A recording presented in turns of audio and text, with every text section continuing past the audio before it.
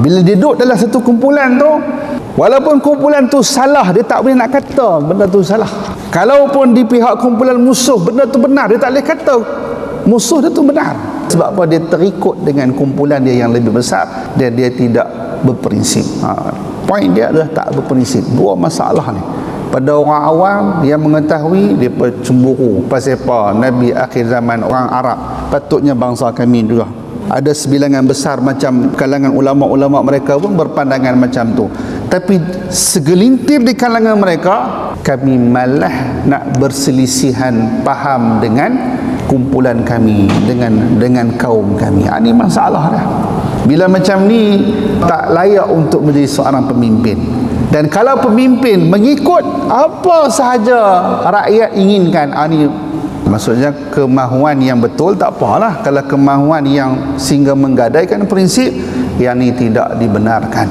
Dia kena memikirkan apa kebaikan untuk rakyat dia. Dia tak boleh ikut apa saja kemahuan rakyat, dia kena buat. Itu masalah. Inilah di antara kisah yang Nabi SAW pernah berdakwah dan pergi ke Baitul Midras.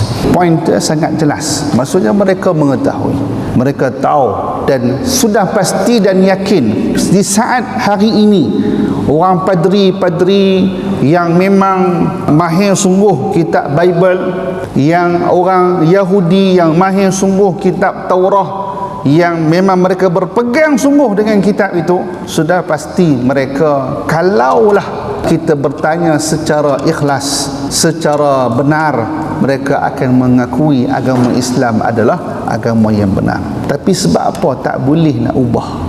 Dia kata betul, tapi itulah duk selesa dah dengan apa yang ada, dengan pangkat yang ada.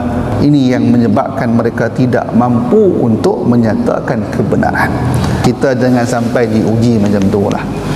Kita berterima kasih kepada siapa-siapa pun yang membantu kita, anak-anak kita yang tolong kita. Tapi bila benda bab salah, kita kena habaq salah. Walaupun dia duk bagi duit bulan-bulan kat kita, jangan kita termakan budi sehingga sampai salah dia, sampai benda yang mungkar dia lakukan, benda yang fahsyak dia lakukan, kita tak boleh nak kata apa. Depan mata kita, anak kita tak menutup aurat, tak boleh nak kata apa. Dia berasa susah. Ini cabaran ni. Kita di saat yang susah ni, dan kita pula dapat pertolongan. Bila dapat pertolongan, seolah-olah kita dikunci mulut kita dengan kebaikan orang yang buat pada kita. Kita tak boleh nak menyatakan kebenaran. Sebab tu kita kena kuat. Jangan bergantung dengan orang, jangan bergantung dengan manusia. Kita kena bergantung dengan Allah. Keyakinan kita ni ummatut tauhid. Kita umat yang mengagungkan Allah, mentauhidkan Allah, mengesahkan Allah. Kalaupun ada orang duk tolong kita, duk bantu kita, kita yakin bahawa Allah Subhanahu wa taala yang menentukan segala-galanya. Allah Taala yang mentakdirkan segala-galanya. Allah Taala yang telah memberi rezeki kepada kita segala-galanya, bukan siapa-siapa, Allah Taala. Ini keyakinan yang kita kena bina dalam diri kita. Kalau tak ada siapa pun, insya-Allah Allah Taala selagi mana ada kehidupan, selagi mana ada hayat, selagi mana kita diberikan nafas, selama itulah ada rezeki yang Allah Taala telah aturkan kepada kita. Jangan risau. Insya-Allah ia adalah dalam ilmu Allah Taala dan ketentuan Allah. Jadi mereka dah tahu, kerana barang yang dalam kitab mereka itu setengah daripada sifat Muhammad sallallahu alaihi wasallam, bahawasanya di antara ciri-ciri Nabi akhir zaman yang disebut dalam kitab mereka itu, berpaling ia kepadanya. Apa dia? Artinya paling kiblat kepada Kaabah.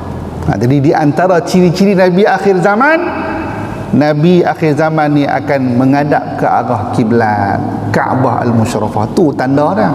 Mereka dah tahu dah, tapi mereka tak mau beriman juga. Mereka tidak mahu mengakui Nabi Muhammad sallallahu alaihi wasallam adalah nabi yang benar, nabi akhir zaman.